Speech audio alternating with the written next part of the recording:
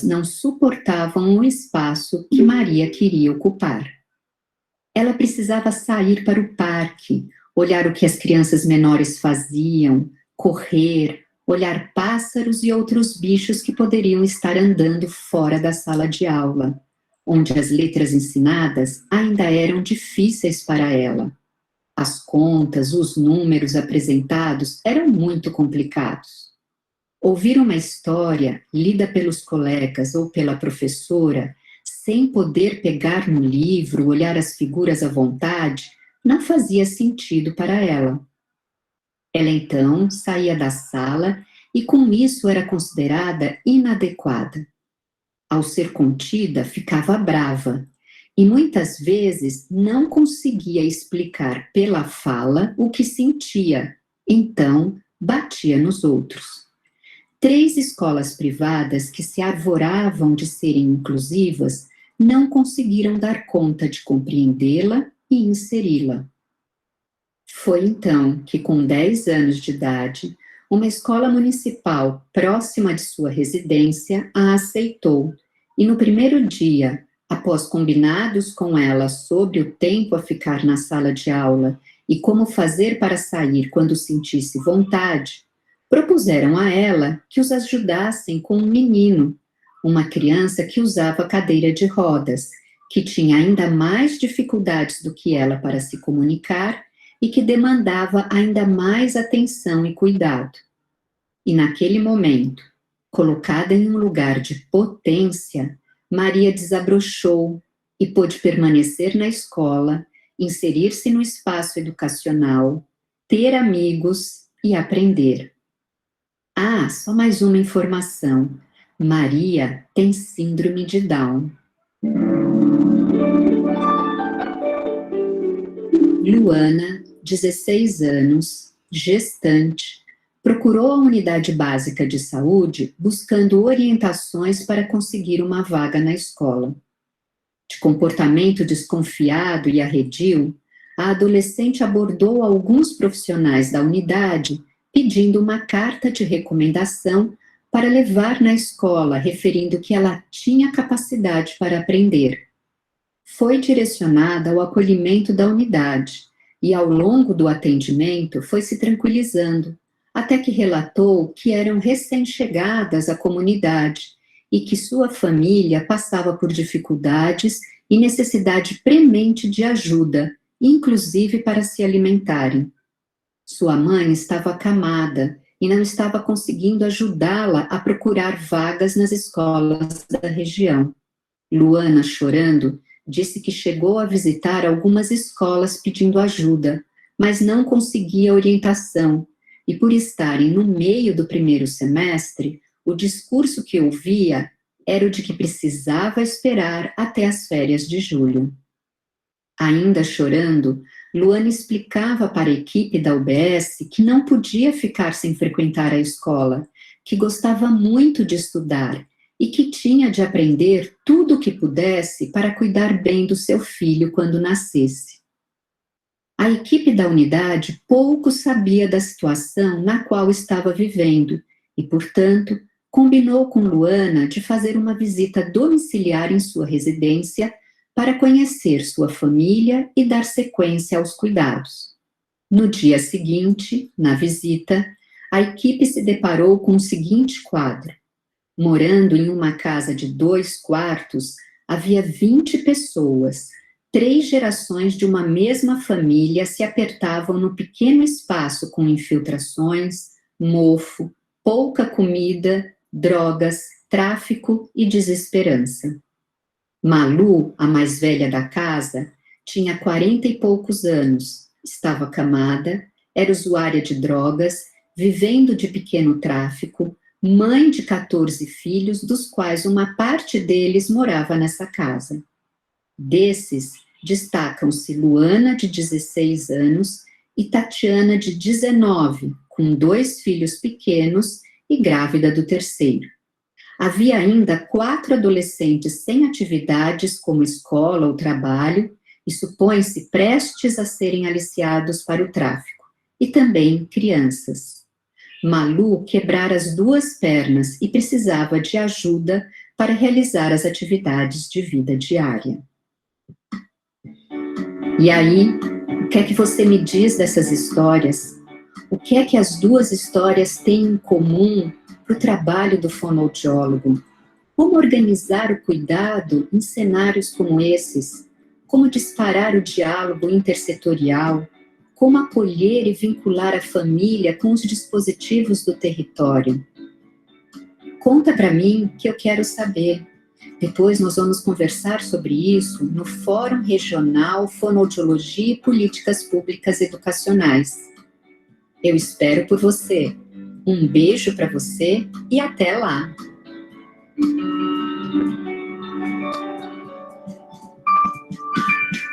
Essas histórias foram gravadas e editadas pela equipe do podcast Histórias para Conversar, sem custo para o Conselho Regional de Fonoaudiologia, segunda região. Já coloca o comentário, Elô? Então, é isso que eu estou pensando. Agora, eu acho que vocês, a ideia, então, se seguiram aí o podcast, cada um foi anotando algumas coisas que pensa, algumas coisas que a gente pode abrir para comentar. A gente pediu para algumas pessoas gravarem, na verdade, agradeço a Marta, que está aqui, Márcia Matsumoto, que fez o seu comentário, que nos enviou, e eu acho que tem outras pessoas que estão presentes, que podem comentar também, mas a gente segue. Então, vamos fazer o seguinte, como a Márcia já gravou, acho que o comentário dela pode ser disparador também, para ver se aquilo que vocês todos, né, se nós todos anotamos e pensamos, está indo nessa linha ou não. Eu acho que é para começar a ideia dessa gravação, para a gente aquecer o debate. Ok? Então, acho que a gente pode seguir, né, Lu, com o áudio da Márcia. Tá bom, vou colocar. Ah, sim, só uma coisa. Eu esqueci de falar para todos vocês que a gente está gravando, né, a Verinha acho que também não falou, né, Verinha? Que a gente está gravando esse nosso encontro, assim como a gente gravou os outros, e tá aí, mesmo no chat, está aí que o uso disso é sempre em função do próprio CREFONO 2, do nosso Conselho de Fonoaudiologia, sem nenhum outro tipo de uso a ser feito, né? Sempre é bem em benefício da nossa própria classe. Fala, Verinha. Não, é só para dizer que para que todos fiquem avisados dessa gravação, né, e que isso tem o intuito realmente de uso para o Conselho, no sentido de valorizar a profissão, né, e hoje em dia acho que nós temos que cuidar muito dessas informações, principalmente pelo advento de várias novas legislações, como uma delas a Lei Geral de Proteção de Dados. Obrigada. Então, vamos lá, Lu, pode ir. Olá a todos. Quanta conversa a gente teria aí para fazer a partir dessas duas histórias? Com certeza, histórias que quem atua em escola e nas UBSs já deve ter passado em algum momento da sua carreira. É um grande desafio falar rapidamente, mas vou tentar. O que tem em comum, né, para o trabalho do fonoaudiólogo nessas situações? Eu acho que esse olhar cuidadoso, de mediação, um olhar que busca a garantia do direito desses sujeitos, né, do direito à educação, na busca, né, dessas duas famílias aí, e a ideia de que é importante a gente olhar para a diversidade não só a partir do sujeito, mas a partir do contexto também, entendendo que diversidade, não só a deficiência, mas todos os outros aspectos que envolvem esse conceito de forma mais ampla. A coordenação das políticas públicas para atendimento à diversidade vão facilitar ou não a gente ter uma melhor efetivação das práticas, né? Então, em termos de organização do cuidado nesses cenários, é importante que a gente tenha o conhecimento das políticas e que a gente trabalhe no grande tripé, né, da Política Nacional de Educação, que é a ideia do acesso, da permanência e da aprendizagem, né? Nesse sentido, as duas situações, elas têm em comum do trabalho do fonoaudiólogo educacional a questão do acesso, né? a Maria teve esse acesso à educação e o que foi lhe facilitado, que era a barreira, era a questão do acesso comunicacional. Ela já conseguiu permanecer na escola, apesar de no primeiro momento ter um histórico de evasão, e nesse momento o trabalho com as habilidades dela e com essa eliminação dessas barreiras ajudou com que ela desenvolvesse ali novas aprendizagens e novas habilidades. No caso da Luana, a gente tem aí ainda o acesso a ser garantido. É uma adolescente que está em vulnerabilidade, está em risco, e a escola, nesse sentido, passa também a ser um fator de proteção nesse cenário. Então, nessa situação, o diálogo intersetorial é fundamental, para que a gente possa aí ter redes de proteção, né, de estruturações de rede no território, para que ela seja atendida não só pela escola, mas por outros serviços, né, que deem esse suporte, ela e todos os outros membros da família que ela pertence.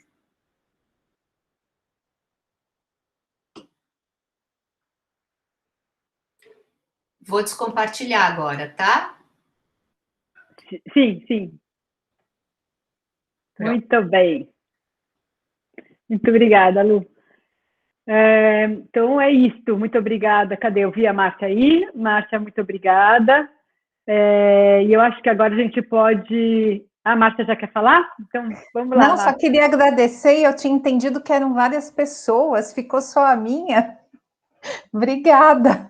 Imagina, é que assim, até tinha algumas outras pessoas que a gente tinha feito contato, sim, só que nem todo mundo conseguiu, a gente ficou com um tempo muito curto, e eu peço desculpas, mesmo, eu sei que para você também foi apertado, e eu sei que as outras pessoas que a gente até pediu também tiveram outros problemas com o tempo, que foi muito curto, né?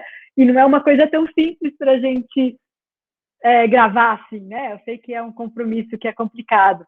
A gente até tinha pedido para uma mãe, a gente tinha pedido também para um parlamentar, que seria bacana que eles pudessem comentar e a gente pudesse ter essa colaboração. Pode ser que a gente ainda tenha em algum momento, e se tiver, a gente depois divulga e se complementa.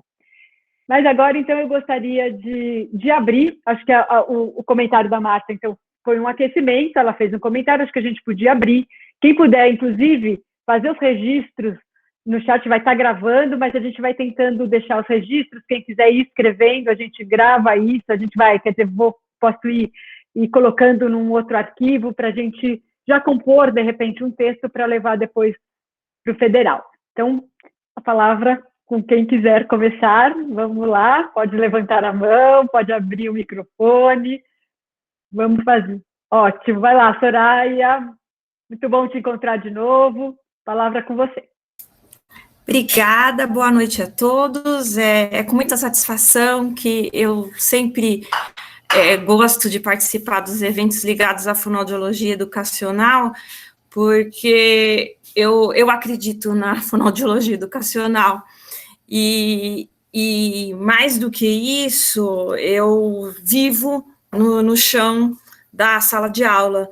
Então, isso é muito importante porque a gente tem que levar a fonoaudiologia, todos os fonoaudiólogos a encontrarem o seu espaço dentro da sala de aula, viu, Elô?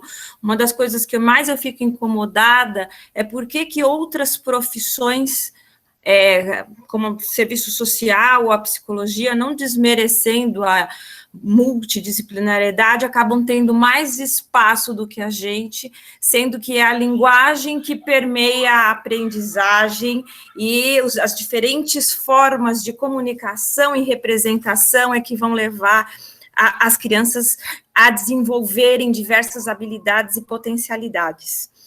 Em relação aos casos de discussão que a Lúcia nos trouxe com muita riqueza de detalhes, eu gostaria de dizer que essa é o nosso dia a dia, né? Diferentes situações de crianças e adolescentes em situação de deficiências, de transtornos, em situação de vulnerabilidade, diversidade em relação a cultos, a religião, a étnicos, gênero, enfim, diversas frentes que o fonoaudiólogo tem que entrar, tá? E para nós adentrarmos realmente com segurança e sermos valorizados, nós temos que se apropriar das políticas públicas, porque a escola só debate em cima de uma legalidade, até porque toda a supervisão escolar é regida pela legislação escolar e ao segmento da Secretaria, no caso de São Paulo, Estadual de Educação do Estado de São Paulo, né?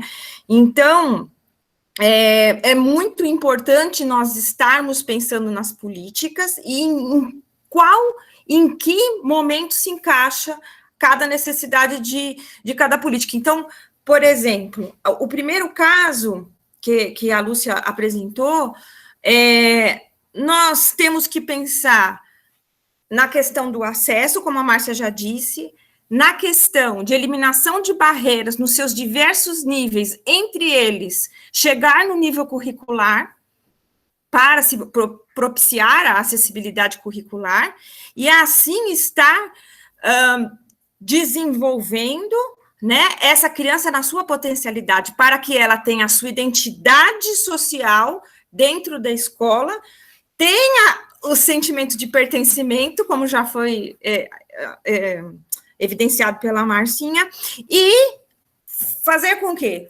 essa criança realmente vá ao encontro da sua potencialidade, que aí nós temos, como fonoaudiólogos, estarmos direcionando a escola e entrando numa rede de apoio consultivo para auxiliar justamente nisso, né? Como que os professores vão ter a percepção de quais são essas potencialidades dessas crianças, né?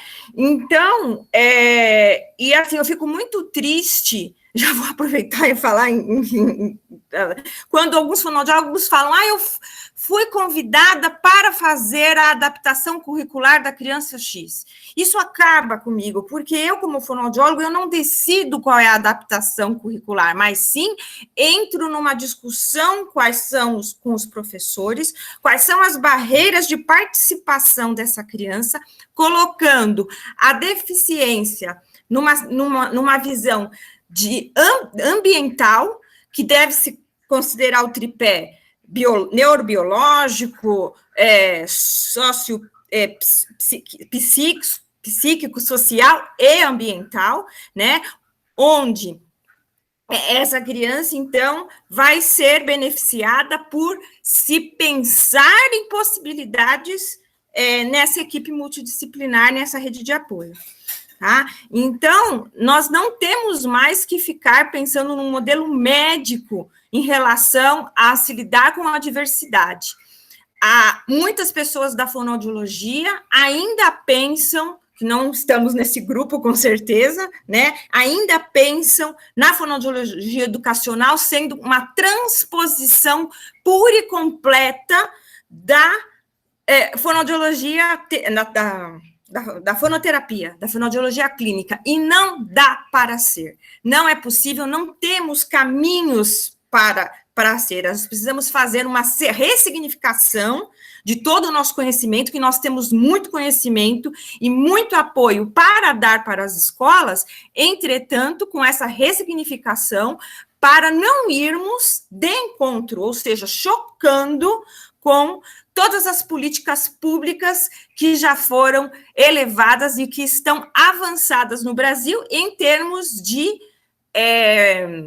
decretos e legislação, mas não em termos de assegurar o exercício pleno de direito. Então, eu gostei das provocações. Acredito que é importante a gente falar do decreto 9.765, que é o de alfabetização.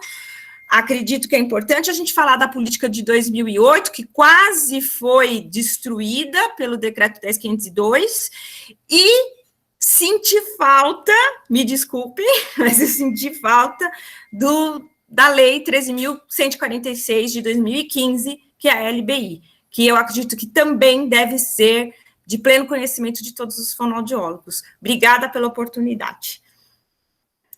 Ótimo, Soraya, obrigada. Eu acho que sim, a gente tem isso mesmo, né?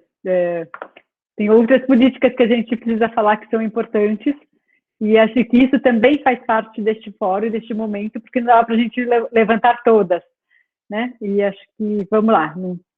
Então, acho que a Ana Luísa. Oi, Ana Navas, tudo bem? Boa noite, acho que pode falar. Obrigada por você estar aqui também, participando. Vamos seguindo, vamos fazendo essas rodadas gerais, vamos fazendo esses comentários, e no fim a gente faz um fechamento, tá bom? Elô, só um minuto, Ana, desculpa. Soraya, abaixa a sua mão para a gente só organizar aqui, tá? Se quiser, depois pode levantar outras vezes, mas só para a gente saber se já, de fato, acabou de falar, tá? Obrigada. Vai, Ana. Alguém estava com a mão levantada antes de mim? Eu não estou vendo. Tá bom. Boa noite, então, a todos. É um prazer estar aqui com vocês. É sempre bom estar conversando sobre esses temas. E eu vou fazer, na verdade, 2 comentários, eu acho que só para também aquecer e provocar também um pouco mais. Eu concordo plenamente com a Soraya, com a Márcia também, os comentários que foram feitos. Não sei se todos me conhecem, mas eu não atuo diretamente nas escolas, apesar de ter uma atuação indireta na formação de alunos, né, na docência, e sempre pensando tanto do ponto de vista clínico, mas também educacional. Então, é quase que, assim, eu sou a dicotomia exata, porque eu dou aula do desenvolvimento de leitura, mas falo de políticas públicas na educação, tenho feito um trabalho envolvendo educação superior, nos núcleos de acessibilidade, enfim, né, eu acho que nesse viés. Então, por isso, eu acho que cada vez mais importante essa discussão chegar nas DCNs. Eu sei que a gente tem as diretrizes curriculares em andamento, em análise. Eu acho que, para quem não sabe, a fonoaudiologia já discutiu e já existem novas diretrizes curriculares, mas essas discussões de separar da importância de saber as políticas educacionais, de fato, fazer uma atuação distinta da clínica, da terapia, da clínica em linguagem, enfim, na escola, vem de berço, né? Vem desde a formação inicial. E desde lá ela tem que ser diferenciada, né? Independente da abordagem, independente do critério, da formação do aluno, ele tem que saber essa inserção que é muito diferente. E eu acho que algo que também perpassa essa discussão, eu acho que as políticas intersetoriais também têm sido pouco exploradas, né? Eu acho que um dos casos, principalmente o da menina de 16 anos, que com certeza é um olhar que precisa de ambos os lados, tanto da saúde, né, dando o acesso a todo o acompanhamento que ela precisa, mas essa conversa com a educação que tem que ser diferente, né, garantir que ela possa seguir com a condição de vulnerabilidade que ela tem, com a condição que ela tem situacional de enfrentar e conseguir seguir adiante. E aí me remeteu, enquanto eu ouvia isso, a gente sempre faz conexões com algo de experiência, né? E me remeteu a pouquíssima atuação que nós temos em educação em jovens e adultos. Dá para contar nos dedos o fonoaudiólogo que tem, é claro que é muito mais difícil, o número é muito menor, se já é difícil numa escola regular, na educação de jovens e adultos, ainda mais difícil de se entender o papel do fonoaudiólogo, mas eu acho que o conselho, e acho que esse grupo que está aqui, tem um ouvido muito preparado para isso que eu vou falar. Se na escola regular a nossa atuação é essencial, para a educação de jovens e adultos, eu acho que deveria ser obrigatório estar junto com esses professores, né? Auxiliar e pensar. São casos que muitas vezes já não conseguiram ser alfabetizados lá atrás e precisam dessa discussão, e eu tenho participado de um projeto como voluntária, não sou nem fonoaudióloga naquele momento, mas acabo fazendo, obviamente, esse papel, de estar junto com a equipe, de pensar o que eles precisam, de como fazer. É um projeto que envolve outras questões também, de comunicação em saúde, mas eu estou na escola com eles, e a diferença que faz poder trocar, poder ajudar esses professores a estar junto, pensar o processo, é inacreditável, né? O quanto que nós aprendemos e eles também, e todos crescem juntos. Então, acho que queria trazer, porque esse segundo caso me lembrou muito essa atuação, e que é tão necessária. O pouco que se faz é muito, né? E a gente pode trazer a questão da linguagem, a importância da experiência de vida desses adultos para esse processo, e ressignificar. Eu acho que essa tem sido a minha bandeira, é muito mais na questão dessa atuação como voluntária, mas eu acho que é muito importante a gente seguir esse caminho também. E as políticas públicas, de novo, neste quesito, são muito frágeis, muito pouco se fala sobre políticas públicas de educação de jovens e adultos, e muito menos, né, da participação do fonoaudiólogo ali também, na educação. Então, eu queria deixar só esses 2 comentários, além de todos os outros, e Soraya, muito bem lembrada, eu sou fã da Lei Brasileira de Inclusão, eu acho que ela trouxe uma nova perspectiva para se pensar, eu acho que não precisava de nada mais além dela seguir. É uma pena que ela está mais no papel do que na atuação de fato, né? Então, acho que seria um bom momento para rediscutir, repensar e nos ver ali na Lei Brasileira de Inclusão, né? Eu acho que em vários momentos o fonoaudiólogo cabe perfeitamente e tem um papel essencial para implementar essa legislação. Obrigada. Obrigada, Ana. Obrigada. Agora é a Suzana.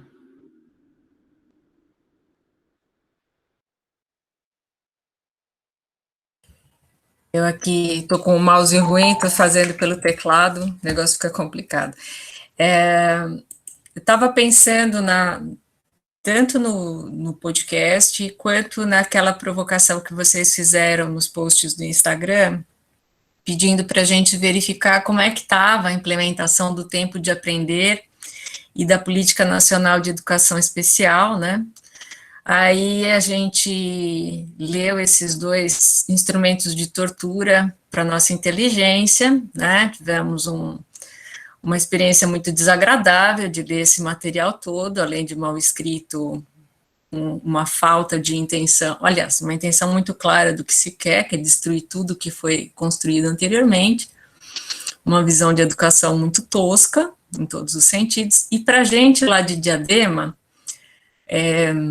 tem a Andréia, que também está participando, que é minha colega de 27 anos lá de Diadema também, a gente fica meio chocado com algumas colocações que se tem, porque desde 1990, Diadema tem uma história de educação inclusiva, né? E tem coisa que não passa pela cabeça de nenhum diretor. Célia também está entrando, também trabalha com a gente há milhares de anos, né, Celinha? Então, assim, a gente não passa pela nossa cabeça determinadas falas, de você recusar a matrícula ou de você não aceitar aluno pela condição de ser elegível para educação especial, não passa, isso é um discurso que não cabe na história de Diadema e não cabe mesmo, é uma coisa que é esquisito quando a gente escuta que isso pode estar acontecendo, né? E aí, quando a gente olha essa possibilidade de atuação, né, da questão de você fazer o trabalho em rede, nós, quando entramos em Diadema, nós trabalhávamos diretamente em escola de surdo, E a gente sempre teve uma preocupação muito grande de fazer esse trabalho em rede, de fazer com que a cidade entendesse que o aluno surdo, ele não era um sujeito da escola, ele era um munícipe. Então, como munícipe, ele tinha que ter acesso a todos os serviços que o município oferecia, da saúde, do transporte, da cultura, e isso foi uma história construída, assim, da gente, sabe, e fazendo discussões, e faz discussão com o pessoal do profissionalizante, e faz essa sensibilização com quem está com uma dificuldade, mesmo que o que a Ana acabou de falar, da educação de jovens e adultos, aconteceu mais de uma vez da gente sensibilizar pais analfabetos dos nossos alunos surdos a estudarem histórias lindas de pais se formando no mesmo ano que o filho se formou, o pai se formando na EJA, e o filho se formando no fundamental de surdos. Então, assim, a gente tem uma história na cidade que a gente também participou e que é uma cidade que pensa na educação inclusiva em todos os níveis de ensino, em todas as fases, e está crescendo nesse sentido de ser uma cidade educadora, né, no sentido de valorizar as práticas. Tem uma história grande de Diadema nesse sentido, de você aproveitar as práticas culturais que acontecem na cidade para a cidade ser uma cidade educadora.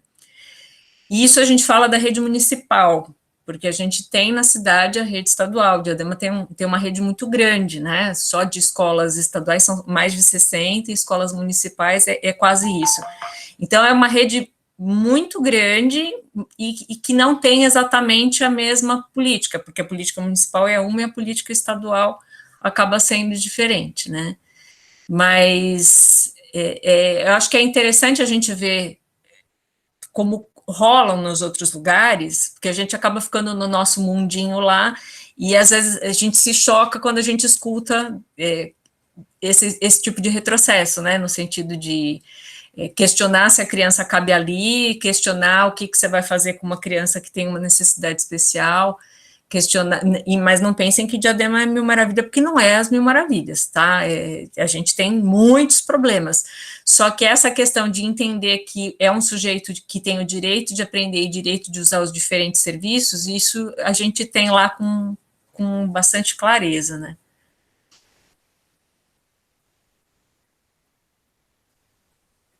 Bom, a gente vai fazendo essa rodada, obedecendo a ordem de levantar a mão, e depois a gente dá uma misturada geral, né? Agora é a Luciana e depois a Andréia.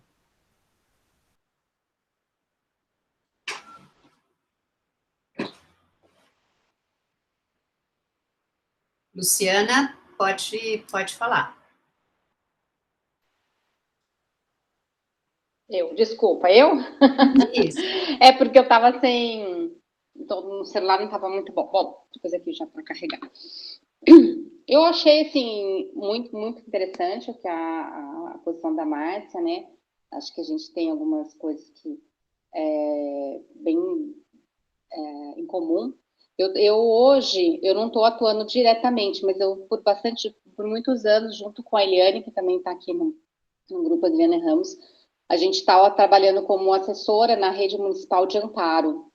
E lá a gente trabalha diretamente com as crianças, com a EE, né? E com as crianças com deficiência, principalmente se tiver alguma deficiência, com deficiência principalmente em relação à fala.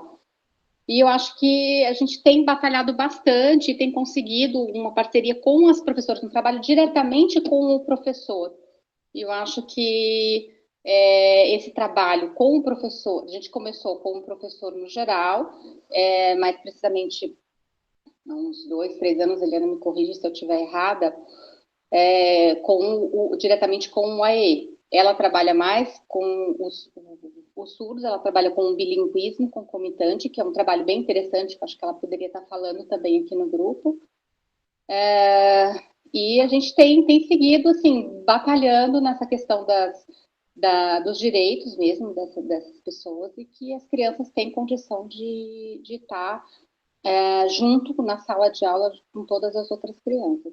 Mas é uma batalha que eu acho que, assim, bem rica, porque as crianças ganham muito, muito com isso, mas a gente ainda esbarra em muitos problemas, assim, com as escolas especiais, né? Então, com falta de conhecimento, tanto de professores como de profissionais, né? E até de fonoaudiólogos mesmo, das políticas e o que essas crianças poderiam estar frequentando uma escola regular, por exemplo, né? Que acaba indo para a escola especial.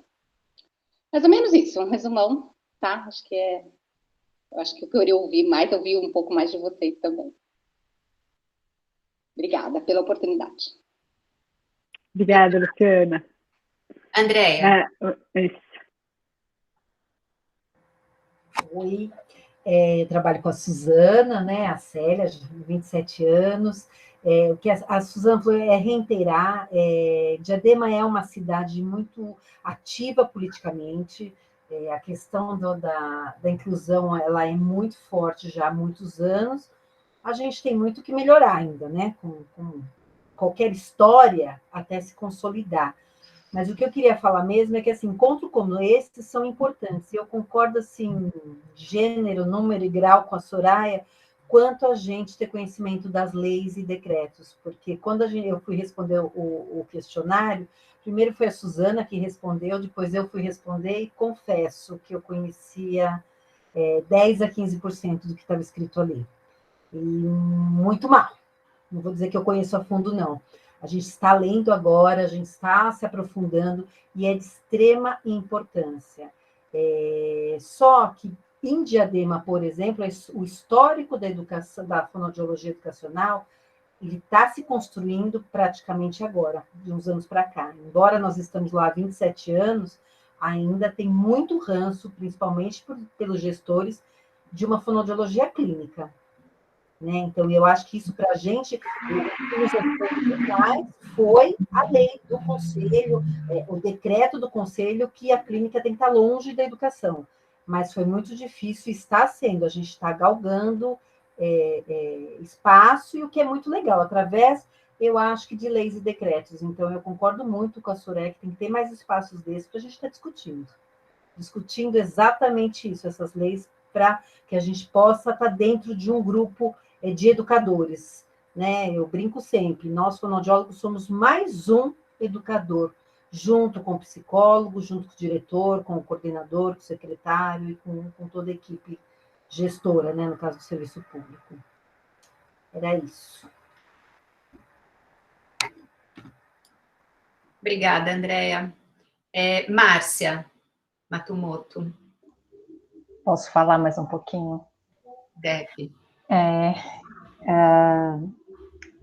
Acho que, assim, para completar o que eu tentei falar um pouco da prática, porque eu acho, né, eu fui ouvindo a Suzana, fui ouvindo aí as meninas de Diadema, a gente está nessa fase dos 27, 28 anos de fono educacional, de chão de escola, e eu também estou nessa turma, né, de quem teve pouco de fono educacional na faculdade e que aprendeu a fazer fono educacional na raça, né, a ter que fazer a transposição da clínica para a educação, a ter o acesso às políticas educacionais e a tentar achar o lugar da fonoaudiologia, né, porque eu acho que quando a gente foi para a educação, a expectativa é essa mesmo, que eu vejo muitos municípios e até a nossa equipe lá de São Bernardo está com muita gente nova, graças a Deus a gente reverteu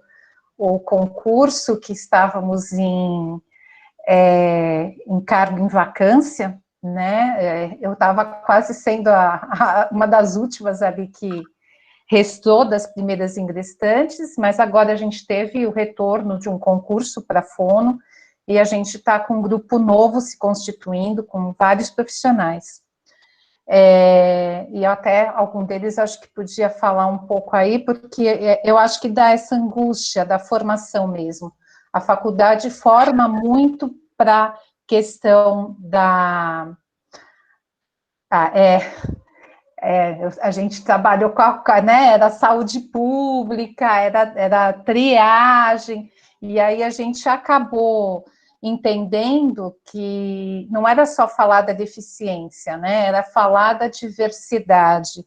E se a gente olhar que a escola é um espaço de diversidade, né, e que o tem hoje, né, nos parâmetros, né, curriculares, a gente trabalha com isso. A BNCC fala de coisas que a fonoaudiologia tem plena condição de estar trabalhando, só que apesar dos meus 27, 28 anos de chão de escola, né, como a Soraya falou, eu ainda sinto que a gente não conseguiu se constituir à frente, junto com a pedagogia, para discutir as bases curriculares nacionais, né? Então, quando vem aí a questão da política até de alfabetização, eu ainda sinto muito a gente não conseguir estar nessas discussões, né, enquanto categoria, porque eu acho que a gente teria muito a contribuir, não só para os alunos com deficiência, né, porque eu acho que a lei de inclusão fala disso, mas eu acho que para todas as crianças. A gente está saindo de um período de pandemia, eu tenho me deparado muito com as crianças pequenas, né, as crianças de creche, as angústias das famílias, né, da gente mesmo, enquanto profissional, frente a esse novo contexto, né, e uma necessidade muito grande, mesmo os professores que já estão há muito tempo na lida, né, e que já tiveram ali alguma formação, eles estão muito inseguros, né, então, nesse sentido, eu vejo que as políticas, eu não diria que a gente tem muito a criar, eu acho que elas estão dadas, a gente tem dificuldade na implementação, na operacionalização, né, eu acho que não são novas leis, é uma exigência que é cara de mudança social, né, falar de inclusão, de respeito, de diversidade, de entender o outro, de ter empatia, né, acho que a pandemia trouxe isso muito forte. É uma mudança de postura, existe um gasto financeiro, existe muito recurso humano, né, hoje falar de inclusão, por exemplo, de alunos surdos, é uma estrutura muito grande que a gente precisa ter, e as políticas ainda não conseguem ter a contratação de todos os profissionais que teriam que estar ali envolvidos. Então, assim como Diadema, São Bernardo também tem um percurso muito longo, a gente teve escola, ainda tem escola bilíngue, que só tem surdos, né, e temos as escolas polos, mas ainda não temos professores surdos para dar Libras, por exemplo, a gente não tem esse cargo no estatuto, né, e isso está nas políticas, não falta política que tem isso dado, né, falta implementação. Então, quando vem aí, quando a gente fala em política, eu não consigo ver muito caminho na formação sem olhar para o estudo delas, para essa visão um pouco mais ampla da fonoaudiologia para além da clínica, porque eu acho que hoje o fonoaudiólogo ainda procura a fonoaudiologia por conta da clínica, né, e eu acho que a constituição do próprio conselho como esse parceiro que vai conseguindo abrir as discussões com o MEC, porque eu acho que isso ainda a gente não conseguiu avançar em termos nacionais. É muito difícil fazer no local, a gente pena muito, né, e eu acredito que fazer isso em nível de MEC ainda deve ser mais difícil ainda, mas a gente não pode desistir, tem que continuar aí na batalha. Uma última coisinha. Ana Luísa, concordo em gênero, número e grau com você sobre educação de jovens e adultos. E vou falar um pouco mais. Eu estou tendo a experiência, agora há 2 anos, a gente em São Bernardo ainda tem uma escola especial, com alunos adultos de 20 a 40 anos, que são frutos da antiga política de inclusão. São alunos que não têm mais nada a não ser esse espaço da escola, né? E aí é muito complicado se a gente não tem política intersetorial, porque as famílias são idosas, são adultos que perderam a oportunidade, o tempo deles já foi, mas eles teriam condição de ou ter atividades em suas comunidades, ou ter algumas atividades laborais sob supervisão, mas que fica na conta da escola e não na conta da comunidade social. Então, eu acho que essa é uma grande frente, até porque, conforme a Luana ainda tinha 16, né, ela está dentro da idade obrigatória, mas daqui a pouco, a hora que ela fizer 17, ela passa de ser ensino obrigatório, e a gente tem uma grande dificuldade no Fundamental 2 ainda, e no ensino médio, para quem luta até agora pela inclusão dos pequenos, é muito triste a gente ver eles ficarem 10, né, a história desses sujeitos é de 10 anos fora da escola, depois que eles saem do fundamental da rede municipal, e eles voltam na EJA, para ter um espaço de circulação. Então, essa é uma coisa que a gente também precisa olhar. É isso, Márcia. Andréia, Suzana, e me parece que a Mônica também tinha levantado a mão, e aí abaixou, amor? É isso? Não, então tá. Andréia, Suzana e Mônica, na sequência. Foi errado. É a sua agora, a sua, Mônica. Desculpa. Ah, você não é mais, tá. Então é Suzana e Mônica. Só fazer uma complementação da fala da Márcia, né, lá no Olga a gente teve uma realidade bem séria de uma aluna que ela ficou 20 anos na segunda série. Nossa. Por quê? Numa linha disso do que a Márcia está falando. Família grande, 3 filhos, 8 filhos, um deficiente intelectual, ela com dupla deficiência, deficiência intelectual e auditiva, e os outros 2 irmãos com deficiência auditiva, e a saída dela era a escola. E assim, eu até cheguei a falar no outro encontro, teve o EJA em Diadema, sem pensar numa questão especial, o EJA foi onde começou a questão bem progressista ali da educação em Diadema. Então, a gente tem muitos professores que são do EJA da década de 80, da primeira gestão do PT, lá de 83, e sempre um projeto muito libertador de pegar e fazer um trabalho construído com a comunidade, fazer salas que usassem espaços comunitários mesmo, espaço da igreja, espaço dos clubes. Então, assim, sempre essa preocupação de você incluir a comunidade nessa prática. Mas, eu não sei se a Márcia lembra dessa estrutura da educação de surdos, que os surdos, eles faziam 2 anos cada série, e isso era tido como uma coisa natural, né? E aí você acaba tendo umas distorções de idade série absurdas, além de uma série de outras coisas. A gente viveu situações de o filho surdo era o que tinha mais acesso à educação, porque os pais não achavam que ia ter muita chance na vida, então deixava estudar. E aí os filhos ouvintes eram obrigados a sair da escola para ir trabalhar. Então, assim, a gente acaba vivendo umas realidades muito, muito estranhas, muito absurdas. E o que eu penso dessa situação toda é que, assim, a Célia está agora numa outra área dentro da prefeitura e acaba vivendo uma situação que é bastante interessante, que a gente, escutando ela falar, a gente gosta muito de ver essa atuação, mas, assim, não dá para a gente pensar que a educação, ela se constrói sozinha. Não dá para a gente pensar que, como fonoaudiólogo, a gente não vai depender do outro profissional, e é muito comum, quando a gente está na educação, as pessoas olharem para a gente e achar que a gente é tábua de salvação, e agarrar, e querer que a gente resolva os problemas todos de sucesso de alfabetização das crianças que estão chegando ali, e que, por algum motivo, não estão alfabetizando.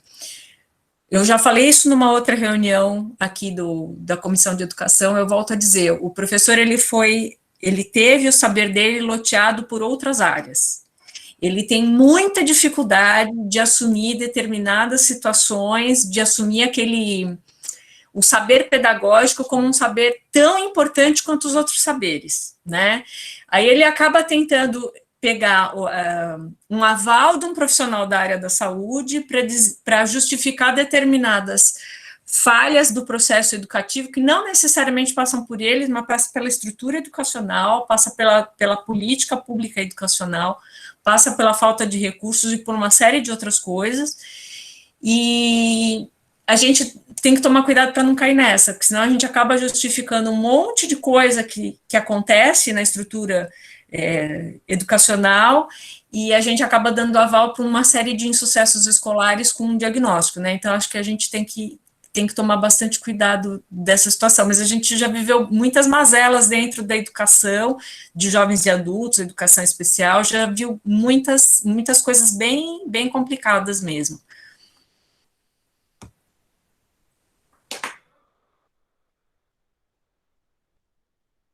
Boa, Su, pera. Mônica, você e depois a Márcia. Olá, faz um tempão que eu não vejo um tantão dessas pessoas. Oi, Márcia, Matsumoto, saudade, Ana Luísa, que eu tive já a oportunidade de fazer algumas discussões, e as meninas do conselho, né? Eu acho que tem um tanto de coisas, eu gostei muito da fala da Márcia, eu acho que ela foi bárbara na escuta que ela fez do podcast da Lucinha, né, elaborado por vocês, pelo Conselho, e tem um tanto de coisas aí para a gente discutir, eu acho que é tão amplo e tão rico, né, e aí eu fico pensando o quanto que o conhecimento das políticas públicas, né, faz talvez uma direção para a gente também pensar que a gente aí, né, à medida que vai conhecendo as políticas públicas, a gente vai se dando conta do nosso papel cidadão e o nosso papel profissional. Acho que isso é uma coisa interessante da gente pensar, e acho que uma outra coisa, que todos nós somos implementadores das políticas públicas, né, e aí a gente tem uma responsabilidade danada nesse sentido, porque a hora que eu conheço a política e que me faço valer, por exemplo, né, ou ajudo aí, né, a pensar sobre a política, eu estou ajudando a implementar, né, eu acho que isso talvez seja uma discussão interessante da gente fazer. E uma outra coisa que eu pensei, e penso, que o porquê será que a gente aí, como fonoaudiólogo, a gente está distante da educação, né, por mais inserção que a gente tenha, e potência que a gente sabe que tem. Eu acho que a fala da Ana Luísa traz isso, a fala da Márcia traz, eu acho que talvez seja exatamente pelo desconhecimento das políticas públicas, né, porque a hora que a gente vai tentar uma inserção, a gente vai, estou dizendo das políticas públicas educacionais, né, porque a hora que a gente tenta uma inserção pela clínica, e aí é uma inserção completamente equivocada, né, que não faz a gente avançar. Acho que a gente dialoga pouco com a educação nesse sentido, porque a gente não tem isso apropriado. Acho que essa é uma questão que eu acho que é importante. E a outra, que eu fico também pensando, que a questão da política pública, ela não está ligada só ao público, né, a hora que eu fiquei escutando o podcast, a Maria, que não consegue aí, né, um espaço na escola, né, ela não consegue um espaço em 2 escolas privadas de início, né, e ela tem amparo legal para ela estar inserida nesses espaços, pelas políticas públicas, né, então acho que também é uma outra questão que a gente fala pouco, parece que quando a gente fala de política pública, a gente está falando do público, né, e uma outra questão que me vem também, eu atuo na clínica, né, e aí a hora que eu vou escutando a história da Maria, eu estou na clínica e eu tenho crianças que estão buscando a inclusão, e eu também tenho que conhecer as políticas públicas educacionais, né, então não é só um conhecimento que é de quem atua na educação, né? Então, acho que é um tanto de coisas aí que a gente precisa implementar, né? Transitar, né? Acho que pensar. E pensar o que é a política pública. Eu acho que é uma outra questão, né? O que é uma política pública, e que uma política pública não necessariamente é uma lei, né? Tem campanhas que são políticas públicas, né? Tem programas, eu acho que tem um tanto de coisas aí que também são importantes, né, da gente se dar conta, e acho que engrossar a discussão. Eu gostei muito do que a Ana Luísa apontou também, que eu acho que é bastante importante, que os jovens e os adultos, eles estão à deriva, não que as outras crianças não estejam também, mas eles estão à deriva e a gente fala muito pouco sobre eles, né? E acho que a última questão pensar o porquê que, acho que foi a Soraya, que fala o porquê que será que a assistência social e a psicologia avançam, né, e a gente não consegue avançar. Eu acho que talvez a psicologia, né, talvez eles avançaram mais nas questões, se apropriaram mais das questões que envolvem as políticas públicas, talvez, né. Acho que essa também possa ser uma das questões, né? E uma outra coisa que eu acho que é interessante também, que talvez a gente ainda não conseguiu mudar, eu acho que a Suzana tem uma fala que ela diz que ela disse agora que o educador, né, o professor, ele vai entendendo que o fonoaudiólogo é a tábua de salvação quando ele não vai dando conta, né, mas talvez porque esse professor, ele vai entendendo que a gente tenha uma atuação ainda clínica naquele espaço, né, eu acho que isso também é algo para a gente pensar, né. Bom, é isso, um beijo.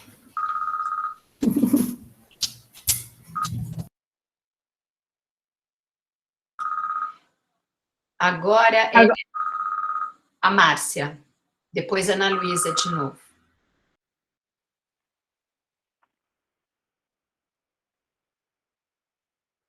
Tá sem o microfone, Márcia. Eu fui ouvindo a Mônica e eu acho que assim, quando eu trouxe esse relato, né, dos adultos, é porque eu tenho muito me perguntado aonde estão, depois de tanto tempo, onde estão os alunos que eu comecei lá na creche acompanhando, né, hoje eles são adultos, né, e ao me deparar com esses adultos também, né, o quanto eles são frutos dos caminhos que foram defendidos pela educação, né, a gente tem, quando a gente defende uma política, a gente está defendendo uma perspectiva de vida, né, e eu acho que isso é bastante responsabilidade, né, tudo que a gente defende tem uma consequência, né, quando eu defendo voltar, por exemplo, à escola especial, né, eu estou defendendo uma coisa, né, e pensar também, aí, né, eu acho que uma reflexão seria interessante também, né, o que é aprendizagem ao longo da vida, essa tem sido uma discussão que eu tenho feito um pouco com os professores do atendimento educacional especializado, não quer dizer estar na escola a vida inteira, né, nem a gente estuda, mas a gente não fica na escola a vida inteira, né, tem alunos ali que estão há 20, 30 anos, e eles têm que continuar na escola, né, então, a gente não aprende só na escola, a gente aprende para além dela, né, e eu acho que a escola também está tendo que se rever. Então, acho que quando a gente pensa em interação e inserção, algumas perspectivas ficam mais difíceis de serem defendidas, né, em termos de política pública aí, né, e os adultos estão à deriva, mas se a gente não defender as coisas certas, as crianças vão ficar à deriva também, né.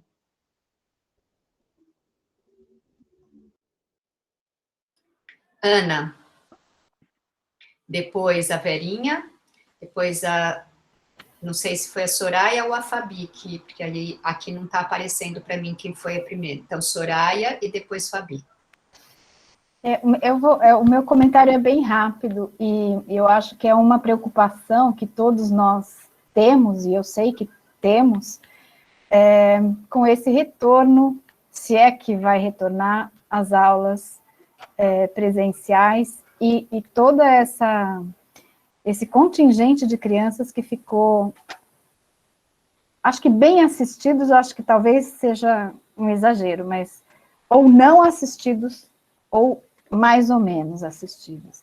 E é uma preocupação genuína, porque pensando em políticas públicas, podemos esquecer que não vai haver uma política, pelo menos não vai, eu imagino, né, que não vai haver uma política ou uma campanha, né, acho que como alguém falou, que pode ser uma campanha de valorização, de ajuda, de apoio, e aí sim, apoio a esses professores que vão estar em sala de aula com crianças que passaram um ano e meio, muitos deles sem ter contato nenhum com nada relacionado à escola, né?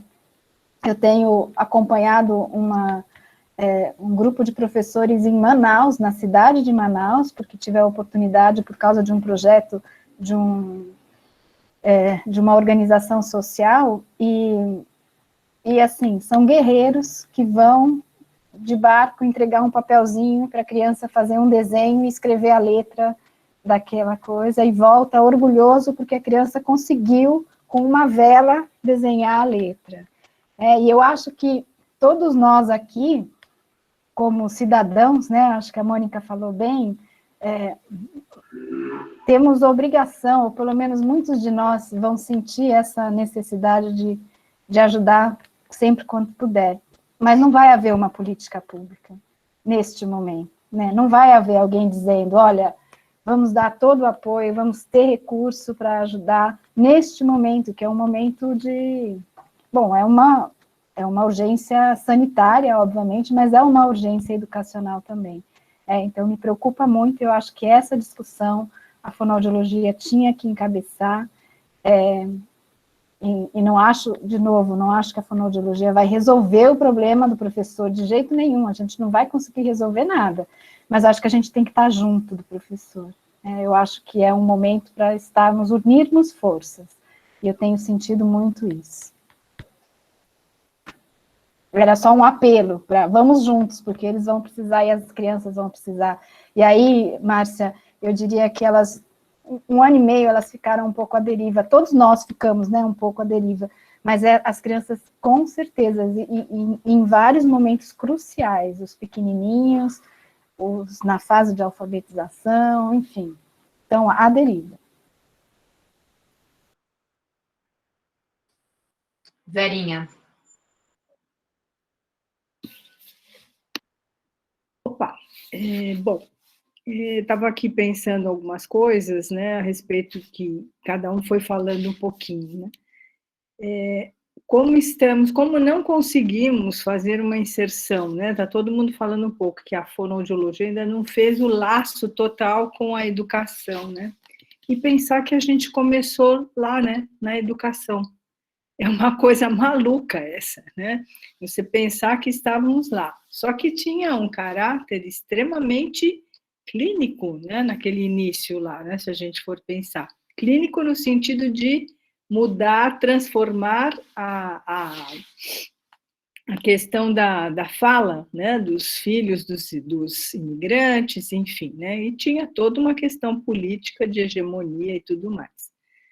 E, nesse momento, a gente está assim, e aí eu fico pensando um pouco, né, qual a relação, então, de novo, né, psicologia, serviço social lá, talvez tenha um lastro outro, né, mas que também tem pelo menos a psicologia também tem um lastro clínico nessa atuação, né.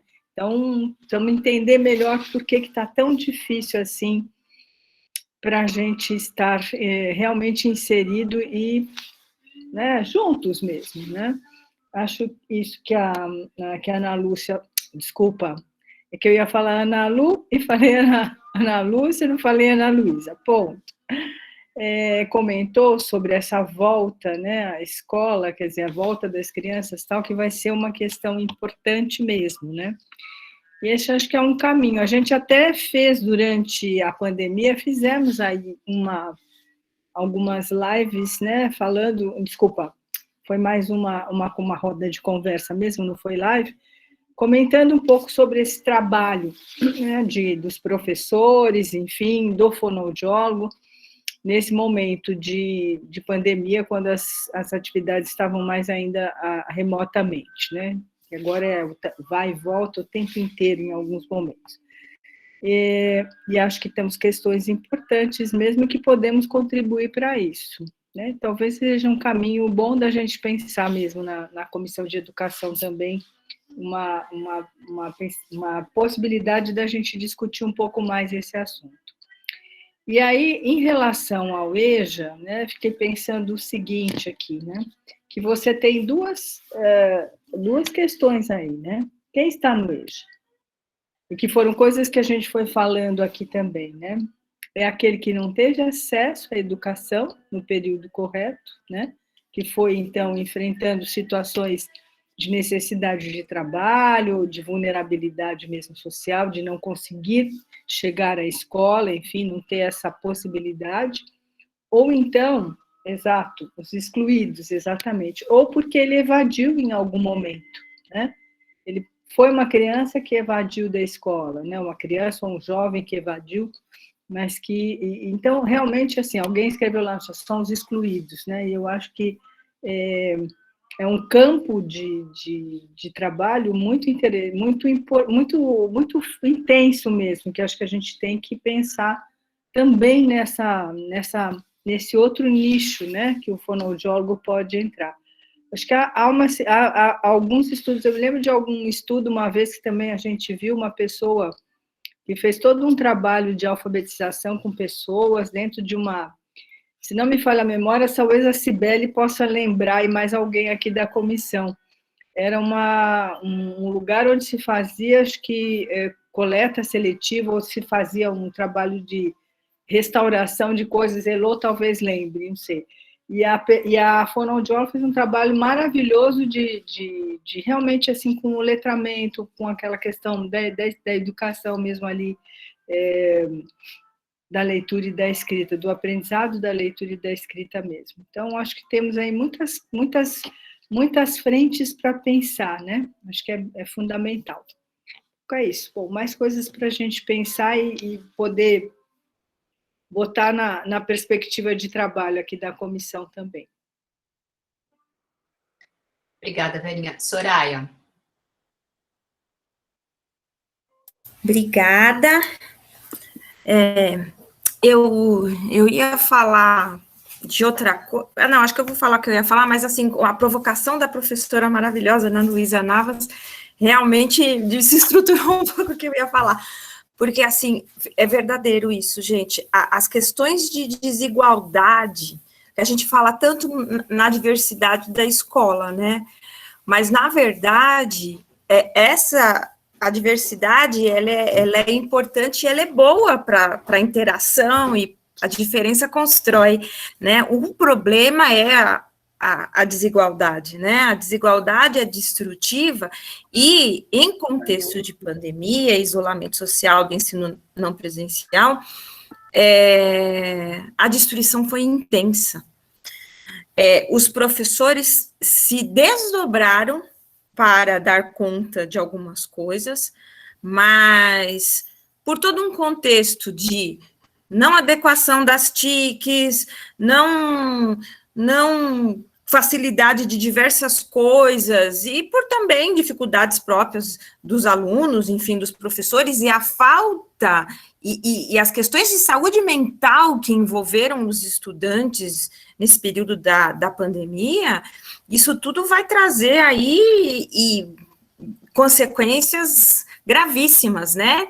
Existem várias pesquisas que já estão sendo realizadas, que são anos de defasagem em toda uma faixa etária, né? Toda uma geração. E eu concordo com a professora Ana Luísa que a gente deve realmente encabeçar. E por quê? Porque, senão, quem acaba encabeçando é a psicologia e o serviço social. Volto a dizer, não é que eu não goste do trabalho deles e que não seja múltiplo, mas eu vejo, principalmente em alguns espaços dos quais eu participo, que eles são mais acolhedores do que realmente conhecedores de políticas públicas, sabe, Mônica? Pelo menos do espaço que eu convivo, né? São 111 municípios da rede SESI, então pode ser que eu tenha uma visão deturpada, porque não tenho conhecimento de redes municipais ou da rede estadual como vocês. O meu circuito é particular, né?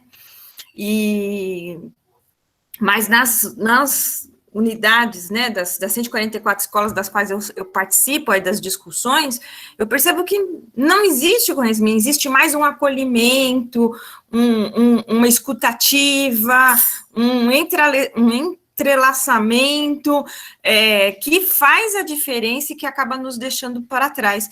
E esse acolhimento, não traz uma perspectiva positiva de envolver esse aluno de forma universal, ou seja, todos os alunos acaba sendo voltado apenas para os alunos em situação de alguma coisa, né, ou em situação de deficiência, ou em situação de vulnerabilidade, ou em situação de discriminação étnico-racial, ou de colocações de falta de projeto de vida, de problemas aí de aceitação de gênero, enfim, acaba indo por esse lado, né? E não num trabalho que eu vejo, né, como fonoaudióloga e pedagoga, porque eu acabei, para dar conta de tudo que a escola precisava, eu acabei indo fazer pedagogia. Eu percebi que não dava, né? Ao encabeçar onde eu estava encabeçando dentro da minha rede, que eu precisava de algo a mais, porque senão eu ia ser engolida pelo processo. Então, eu fui fazer a pedagogia para entender as questões educacionais e as questões de direito. E quando a gente entende a pedagogia, a gente percebe que o Brasil está atrasado em diversas coisas, inclusive nas políticas públicas. As nossas políticas públicas, elas vêm contextualizadas de movimentos internacionais, né? Então, por exemplo, a política de 2020, ela foi totalmente influenciada pela Conferência de Incheon, de 2015. Entretanto, que também influenciou o novo ensino médio, os itinerários formativos, a formação do adolescente em relação às competências emocionais e ao projeto de vida, o mundo do trabalho, né? Então, isso tudo são vocabulários que não dá para nós, como fonoaudiólogos, nomenclaturas e vocabulário, que não dá para nós, como fonoaudiólogos, estarmos atrasados. Então, porque aí choque falar, mas olha, vem ela falar de em vez de ser mundo do trabalho, como que a gente falava antes? Eu não consigo mais falar o errado.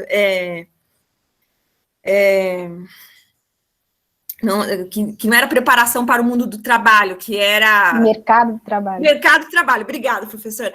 Que era mercado de trabalho. Então, se eu venho falar de mercado de trabalho, eles já consideram, nossa, ela não está me agregando nada, porque agora a BNCC reza no seu artigo tal, eles são muito ligados na legislação. Então, por isso, nós precisamos falar de igual para igual, do mundo do trabalho, dos itinerários formativos, da importância do fonoaudiólogo compreender a linguagem, estar dentro desses processos de formação por área, né?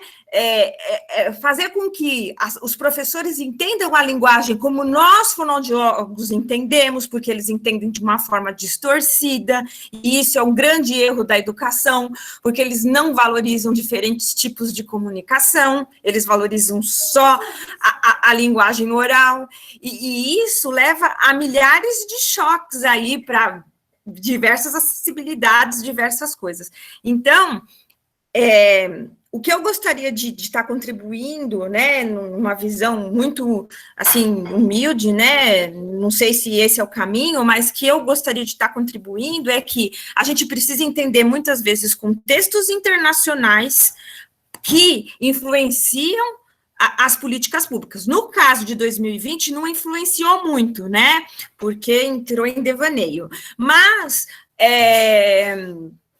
na maioria das vezes é influenciada por, as políticas públicas acabam sendo influenciadas por esses movimentos internacionais, e a grande meta da educação, que caminha, né, para a educação 3.0, que envolve personalização de ensino, metodologias ativas, ensino híbrido, enfim, todas as coisas que devem estar envolvidas aí pela BNCC e mais direcionado para, com todos envolvidos na base aí, para o novo ensino médio que chegou em alguns lugares e que o ano que vem tem que chegar em todos os outros. Obrigada.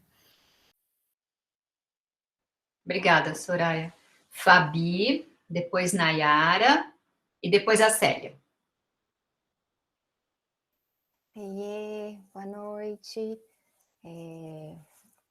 Estou ouvindo aqui todo mundo falar e aí pensei algumas coisas que eu acho que vale a pena da gente discutir.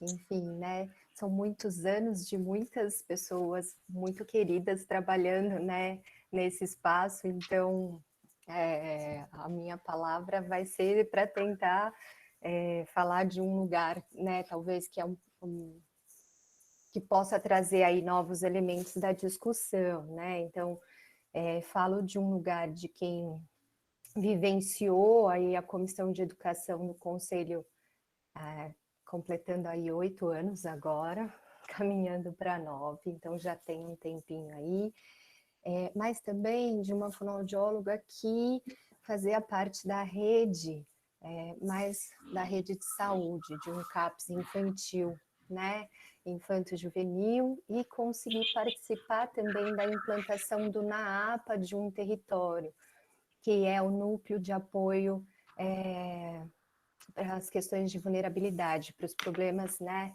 para aprendizagem. Então, eu estive nesse lugar, né, enquanto fonoaudióloga que lida com o sofrimento da infância e da adolescência,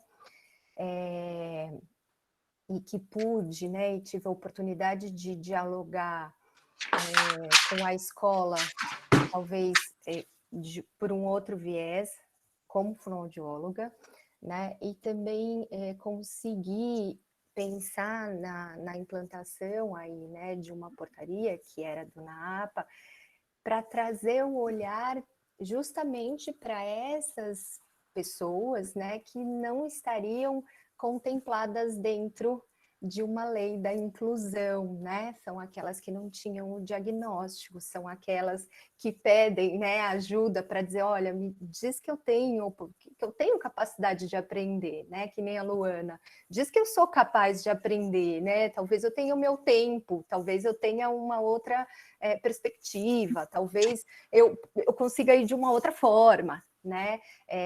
Então, acho que esse lugar é um lugar bacana.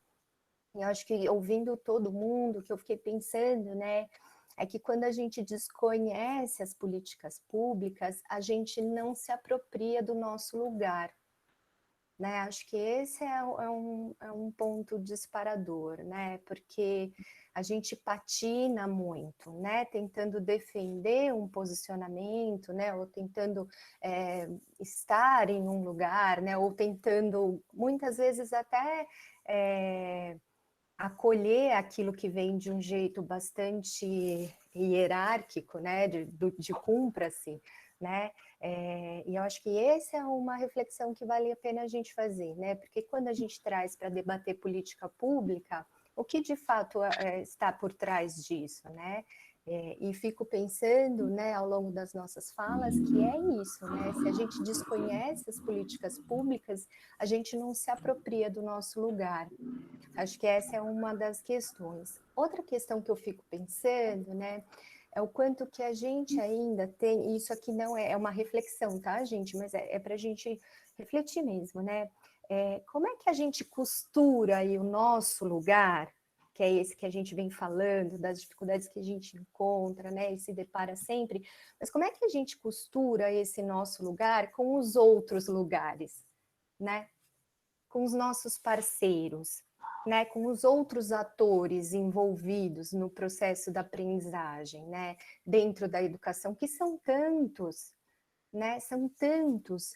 Então, como é que a gente vai costurando esse nosso lugar de potência, esse nosso lugar de apropriação, e que a gente sabe muito bem, e que a gente discutiu aqui até agora, mas como é que a gente consegue fazendo isso, né, com os outros lugares, com as outras áreas, com os outros atores, com os outros protagonistas? E eu acho que a gente se colocando nesse papel também, né, a gente também avança. A gente avança nas nossas práticas e a gente avança no entendimento das políticas. Porque hoje a gente não vem caminhando, né, para pensar que ninguém consegue, né, cuidar da complexidade humana sozinho, né? As áreas vão dialogando, as áreas vão aí se encontrando, e hoje a gente já consegue fazer um acompanhamento aí, né, trabalhos e projetos coletivamente de uma forma muito boa, né? Então, acho que também a gente conseguindo olhar para isso nos fortalece até para a gente tomar alguns posicionamentos políticos, né, do tipo tensionar as secretarias, tensionar as delegacias, tensionar. Não é no solitário, embora a gente identifique que enquanto coletivo fonoaudiólogos aqui nesse grupo, a gente já tem uma série de demandas que foram surgindo, mas não é só esse coletivo que é capaz de mobilizar, né, coisas tão grandes. Então, me preocupa um pouco quando a gente entra numa questão não do enfrentamento, assim, mas da surpresa, né, de pensar por que outras áreas também vão avançando. Acho que vão avançando porque também estão se movimentando nesse sentido, e que não são, como posso dizer, contrários a nós, ou nossos inimigos, são nossos parceiros de construção. Então, eu acho que a gente conseguindo sair um pouco desse lugar, também nos fortalece, e nos fortalece enquanto posicionamento político mesmo, né? Não só na lida, lá, né, nas situações lá na ponta, como a gente diz, mas politicamente, né? Então, acho que isso nos fortalece. Então, acho que a questão do diálogo interprofissional, do diálogo intersetorial, nos faz transitar por um discurso, né, que tira a gente um pouco do que é de senso comum, talvez, né, e nos mobiliza a refletir outras coisas. Então, acho que essa era uma das questões que eu queria dizer, né. A outra coisa, né, como é que a gente vai entendendo vulnerabilidade? E eu não estou dizendo aqui desse grupo, desse coletivo que a gente está discutindo, mas vulnerabilidade hoje também se tornou uma palavra de senso comum, que a gente usa para muita coisa, né? Que vulnerabilidade é essa que a gente está falando quando a gente fala de vulnerabilidade para aprender, né? Quando a gente diz que a gente vai trabalhar com vulnerabilidade para aprendizagem, o que a gente está querendo dizer com isso se a gente não fizer uma leitura integral? Então, também me preocupa quando a gente tem um olhar um pouco mais segregado e recortado das coisas, porque se eu estou pensando em dar oportunidades, né, direitos, né, a todos, eu também preciso entender o que isso significa. Né? Quando eu falo em trabalhar e olhar para as vulnerabilidades, eu acho que eu também preciso entender o que isso significa, né? Que a aprendizagem hoje, ela não é só, né, o aprendizado formal da leitura e da escrita, né? Mas são as diferentes formas de expressão. E hoje a gente tem escancarado, né, no nosso cenário, o quanto que a gente vai precisar pensar a vulnerabilidade de uma forma muito mais ampliada, e que a gente tem um papel extremamente importante quando a gente é o profissional que tem toda a nossa bagagem em relação à linguagem, toda a nossa bagagem em relação à comunicação e toda a nossa bagagem em relação ao desenvolvimento infanto-juvenil aí, né, e outras áreas todas que a gente sabe muito bem. Então, acho que ampliar um pouco esse discurso talvez seja um caminho legal para a gente pensar. Quando a gente diz de vulnerabilidade, a gente está dizendo, né, da jovem gestante, usuária de substância, que tem uma família disfuncional, com uma dinâmica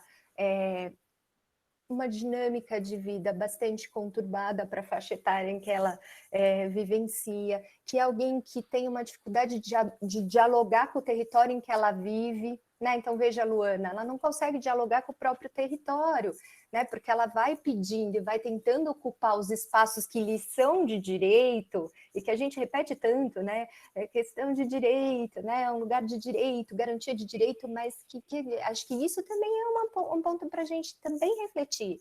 Quando a gente reproduz, isso é um lugar de direito, a gente precisa garantir direito para não entrar num senso comum, né? Porque garantia de direito, pensando as questões educacionais, também é poder ofertar espaços de diálogo com o território.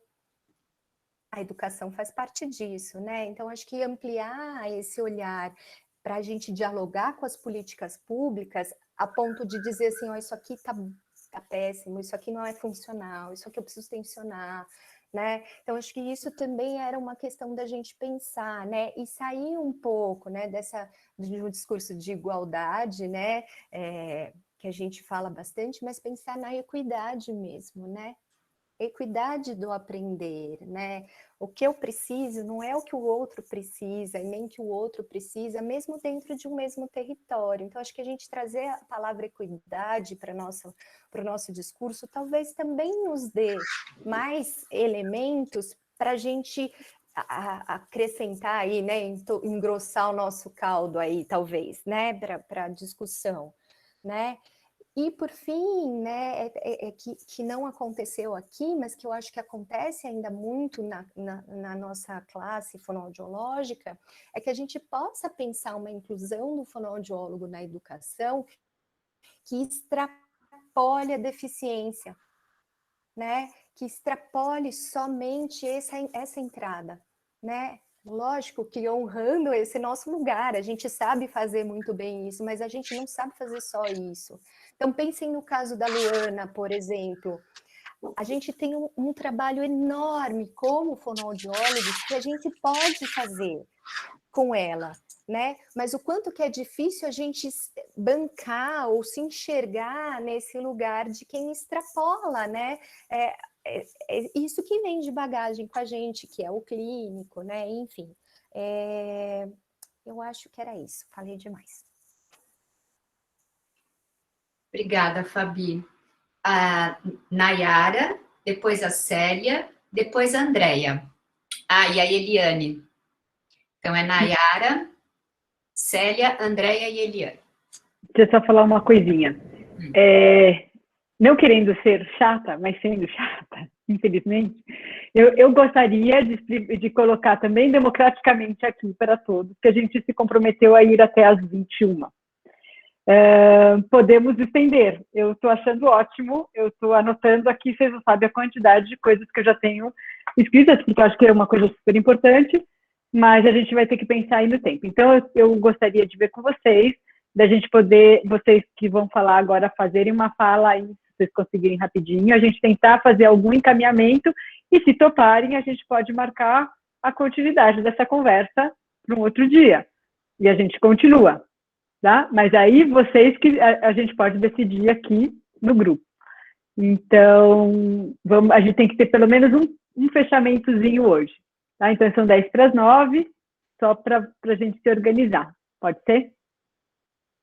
E aí, também, só para organizar, eu quero perguntar se mais alguém quer falar, porque se ninguém mais quiser falar, a gente termina tem... a gente tem a Eliane. Isso, são 4. Andréia e Eliane. Então, é Nayara, Célia, Andréia e Eliane. Alguém quer mais ainda fazer uso da palavra? Então, a gente encerra as inscrições e a Eliane é a última, tá bom? Gênero, debate público. Vamos lá. Nayara, por favor. Boa noite a todos, agradeço já a oportunidade e concordo com muito do que já foi falado hoje, e dentro disso a gente pensar nas prioridades, né? Foi falado muito nas últimas falas aí do trabalho com os jovens, adultos, o EJA, de como, né, a fonoaudiologia pode estar nessa vertente aí. Eu tenho, o meu esposo é professor e estadual e já deu aula no EJA, e sinceramente, eu no município, pensando no Fundamental 1, já foi, assim, a gente já precisou criar, e ainda estamos, né, batendo na porta, buscando meios de chegar na educação infantil, porque a secretaria, na época, né, a secretaria municipal aqui, né, de Dracena, colocou para nós especificamente o fundamental, que com essa visão mesmo que vocês já sabem, já comentaram, de resolver os problemas, né? A varinha mágica, para vocês terem uma ideia, a gente, depois de 9 anos, tá lutando aí para ver questões de lei de criação de cargo errada, porque os psicólogos escolares, eles colocaram nesses termos até, né, porque nós temos na equipe psicólogos, psicopedagogos, assistente social e fono. Fono educacional, começamos em 3 e hoje somos em 2.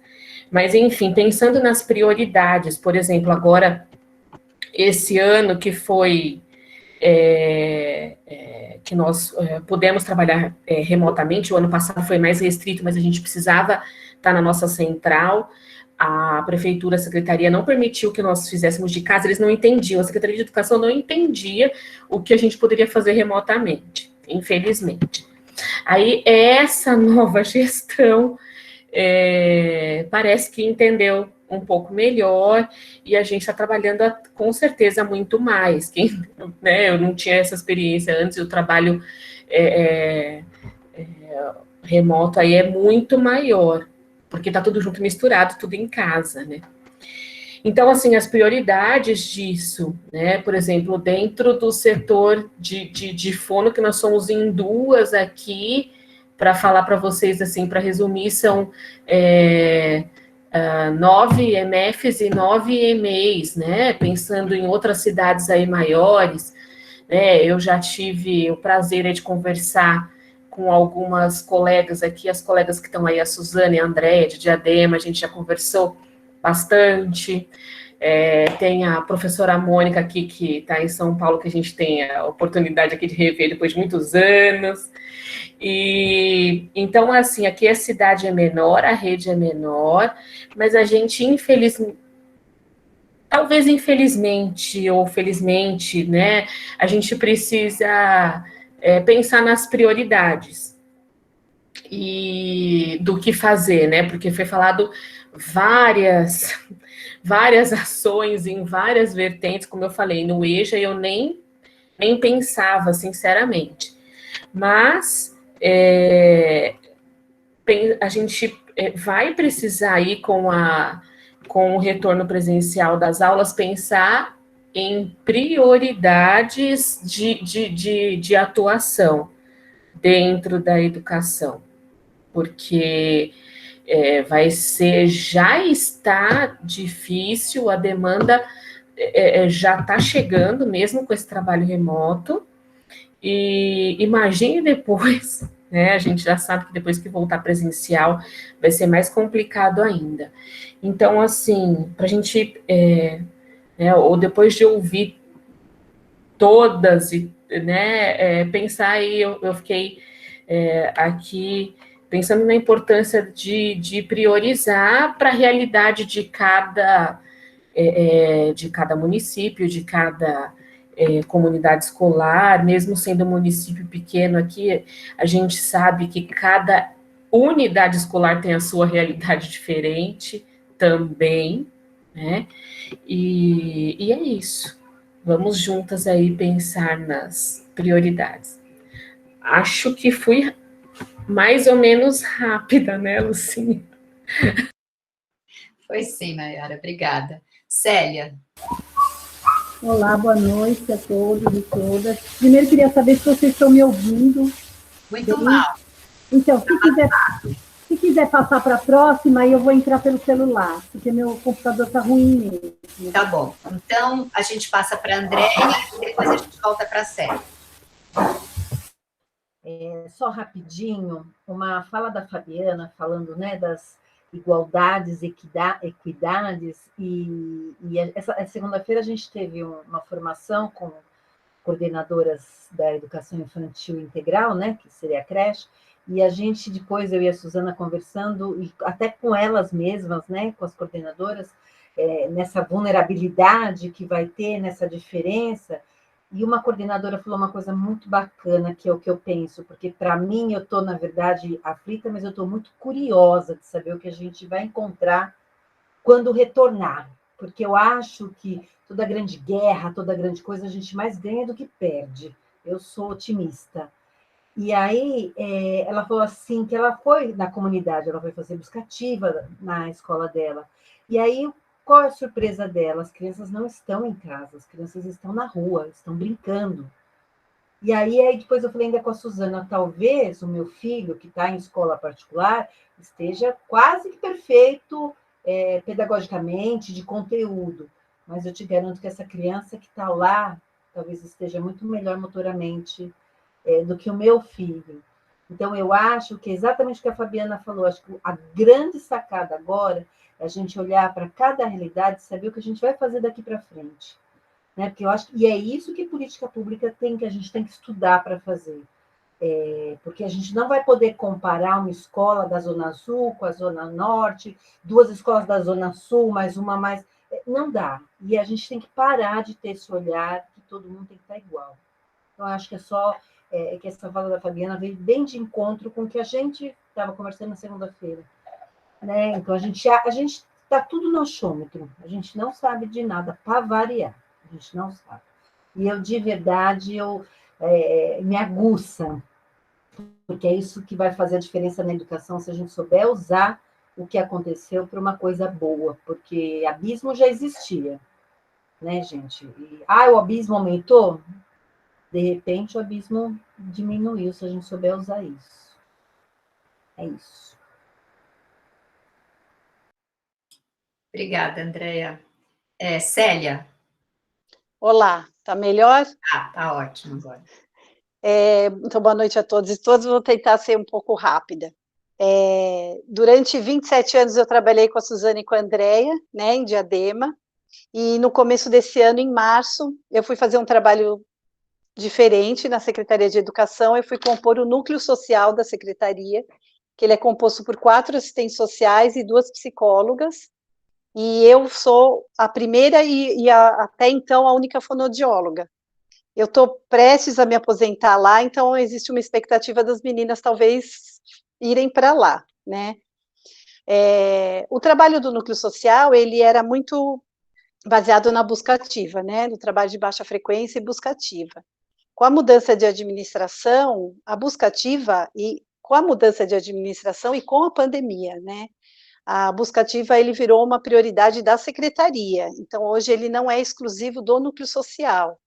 E essa mudança, ela possibilitou que a gente pudesse ter uma atuação mais interdisciplinar entre essas pessoas que estão lá, esses profissionais, porque acabava ficando muito voltado a esse trabalho da buscativa. Mas, assim, tem sido uma experiência muito rica, porque eu comecei a olhar para a educação de uma forma completamente diferente, porque eu trabalhava com a educação olhando pelo olhinho da fonoaudiologia, e quando eu fui para lá, mudou completamente, porque às vezes eu até esqueço da fonoaudiologia, porque as demandas da educação, elas são tantas e tão variadas e tão diversas, que assim, foi muito rico para mim. Esse trabalho é um trabalho que está em construção, né? Ele é um trabalho que ele começou seguindo um pouco os parâmetros ali do que as pessoas estavam fazendo, mas de uma forma muito interessante, sem as pessoas até saberem, porque elas estavam começando a saber que tinha uma fonoaudióloga no núcleo, algumas demandas que tinham mais a ver com a fonoaudiologia começaram a aparecer. Até a minha chefe lá falou que parece uma coisa de conspiração do universo, porque essas coisas começaram a aparecer. Mas o que eu queria falar, assim, mostrar um pouquinho que existe uma forma de atuação que ela pode estar junto com esse assistente social e com esse psicólogo, como algumas pessoas falaram, de uma forma, deixa eu ver como que eu posso falar, a gente compõe uma equipe que vai atrás de um mesmo objetivo, né, e cada um na sua especialidade, e isso é muito rico lá, porque a Secretaria de Educação de Diadema, ela tem um trabalho muito voltado para as questões pedagógicas, e as questões de desenvolvimento de linguagem, elas são muito discutidas lá. Você tem um setor que trabalha com a questão da formação e nessa administração também, né, um pouco diferente da outra. Então, a gente acaba indo atrás dessas dificuldades, né? A garantia de direitos, ela está vinculada a várias situações. Então, tem crianças que não vão para a escola por uma situação de vulnerabilidade? Tem, mas tem criança que não está indo para a escola por questões de saúde, né?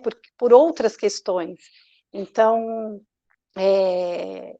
essa diversidade que existe, eu acho que ela acaba levando um pouco a gente ter atuações diferentes. Então, isso foi muito nítido quando eu mudei para esse outro setor, porque a tua atuação, o teu princípio, ele não vai mudar, mas você tem outras demandas, né? Então, a tua atuação, ela acaba se modificando também, né? É isso.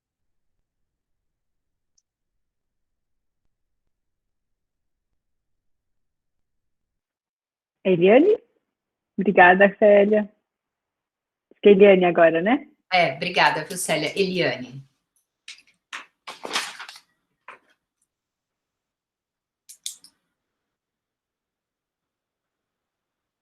Já abri seu microfone, Eliane.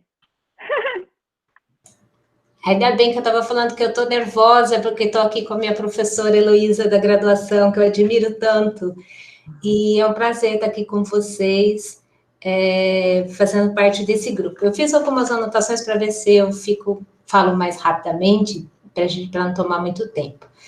Como uma das políticas escolhidas para discussão, para conversa aqui do encontro de hoje, foi a Política Nacional de Educação Especial na perspectiva da educação inclusiva, eu queria compartilhar um pouquinho com vocês a minha experiência como fonoaudióloga no campo educacional, na Secretaria Municipal de Educação de Amparo, onde tenho trabalhado com a colega Luciana Wolff, uma amiga, uma profissional que eu admiro muito. E, então, eu separei alguns itens para compartilhar com vocês desse nosso percurso. Então, no ano de 2006, eu comecei a atuar nessa secretaria, como fonoaudióloga no campo da educação, e essa secretaria, ela tem características muito particulares. É uma secretaria que já tinha uma concepção e uma prática de gestão democrática muito consolidada, porque acho que isso é importante quando a gente fala em políticas públicas.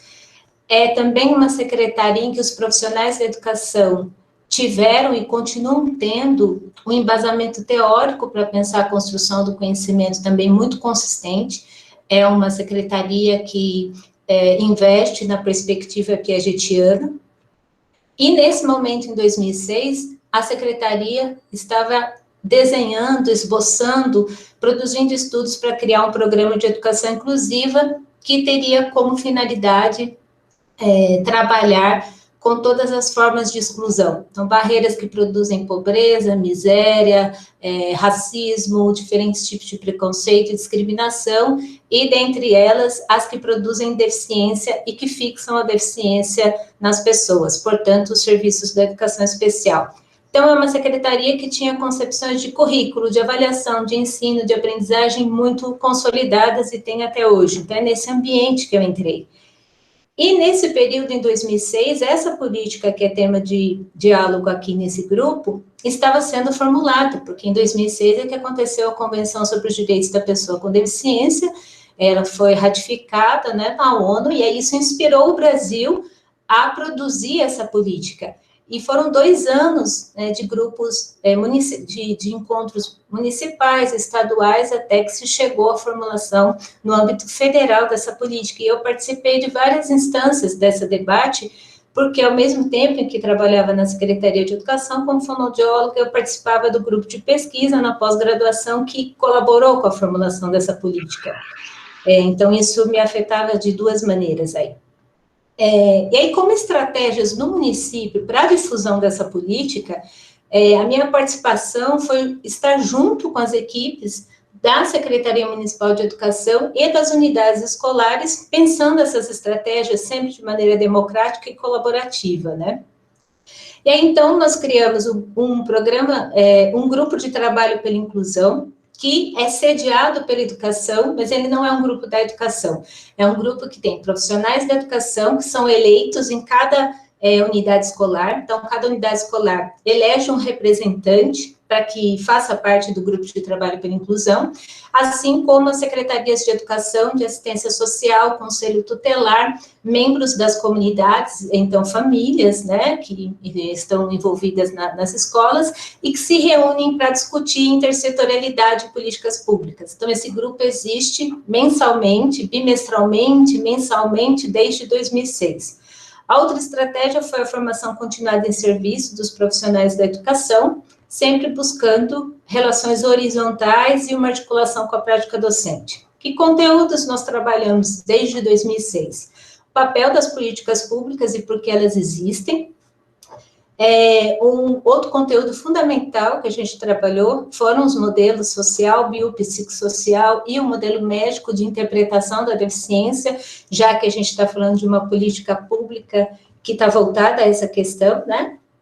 Pensar qual é a perspectiva inclusiva da educação especial, então, o que mudou nessa política, por que ela deixou de ser substitutiva, o que é ser complementar, suplementar a formação do aluno, o que é o atendimento educacional especializado, então isso foi amplamente discutido com os profissionais da educação. Disso tudo foi surgindo e sendo desenhada, então, uma educação bilíngue concomitante, com acessibilidade sonora que foi criada nessa rede, e foram trabalhados também conteúdos da educação especial. Então, para que a rede toda fosse se apropriando desses conhecimentos. Então, orientação, mobilidade, braille, ampliação de materiais, libras, acessibilidade sonora. A Luciana Wolff, com todo o seu conhecimento e a sua experiência no campo da comunicação suplementar alternativa. Um outro conteúdo que a gente trabalhou bastante foi como fazer estudo de caso.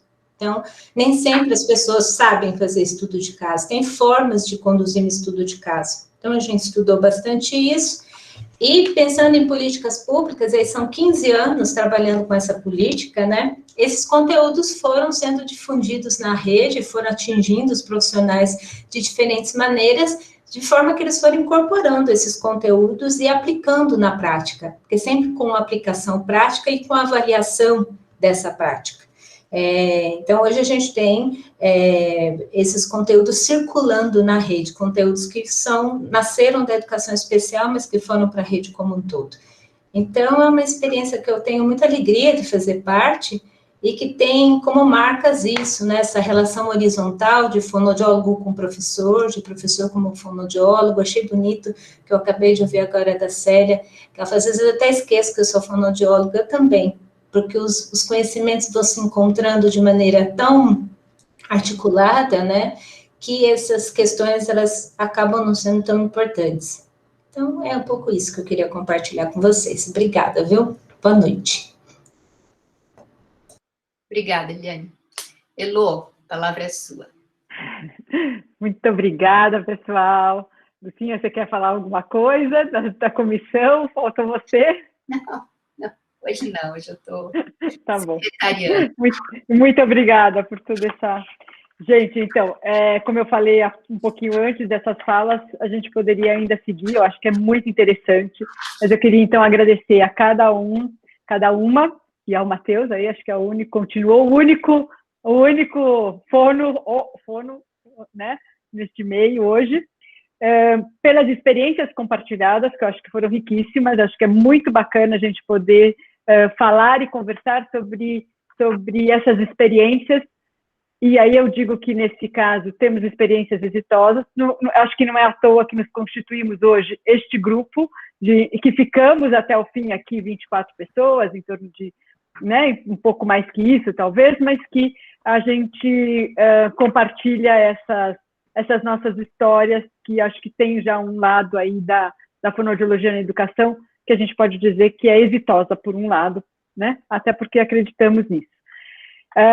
Eu vou tentar fazer um breve resumo de tudo que eu ouvi hoje e gostaria de pedir para vocês deixarem os e-mails de vocês no nosso chat, porque o que a gente pode fazer é compartilhar com vocês, de repente, um texto final que possa ser enviado, se vocês quiserem compartilhar em algum outro momento.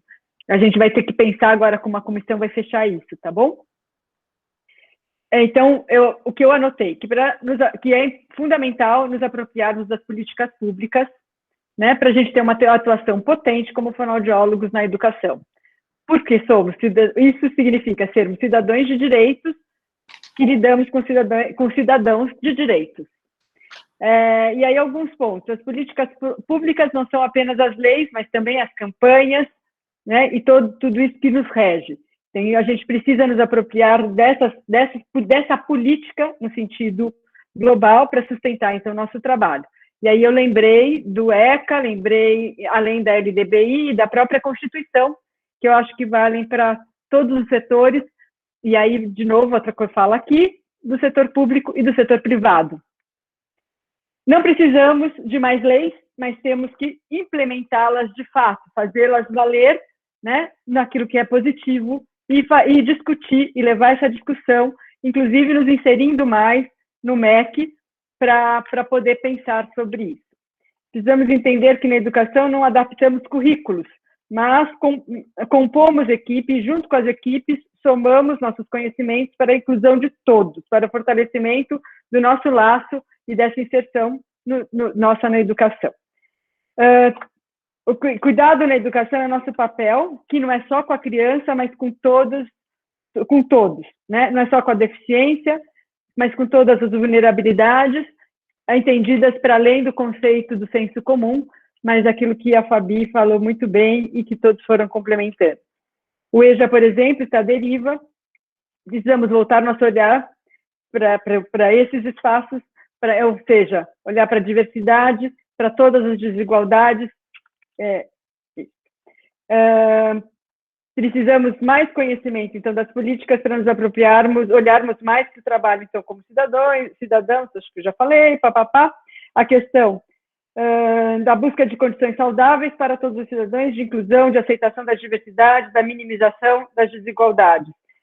Olhar para as condições de aprendizagem de cada um, cuidar da formação do fonoaudiólogo desde a graduação, pensando no diálogo também com todas as áreas, tensionando delegacia, secretaria, sem enfrentamento, mas buscando as parcerias, olhando especialmente para a equidade do aprender.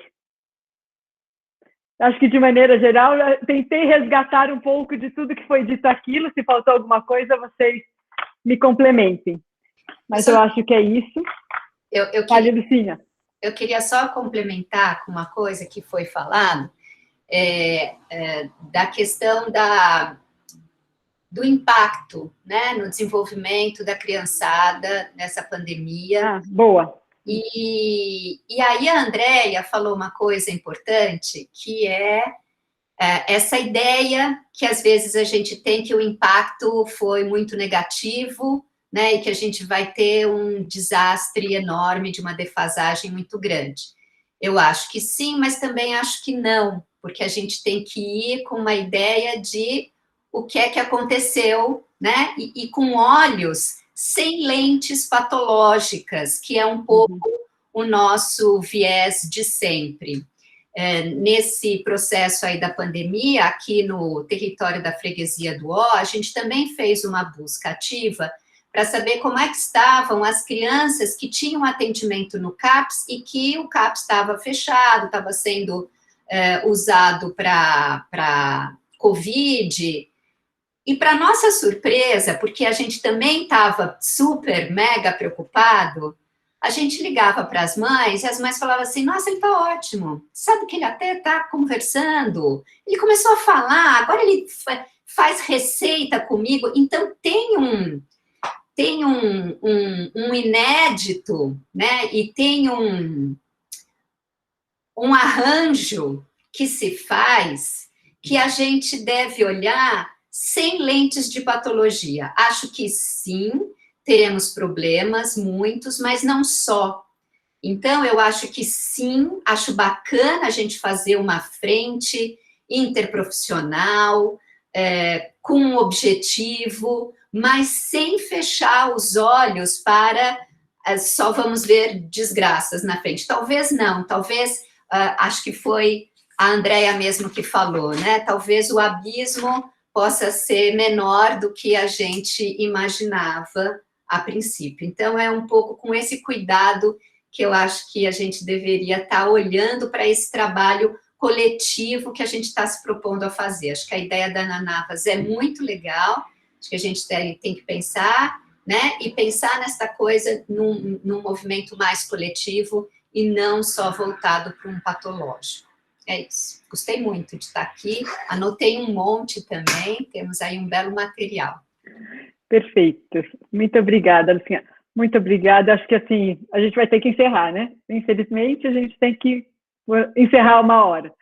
Agradeço demais cada uma que esteve aqui, cada fala, a presença, as escutas. Elô, você falou de talvez a gente ter uma continuidade.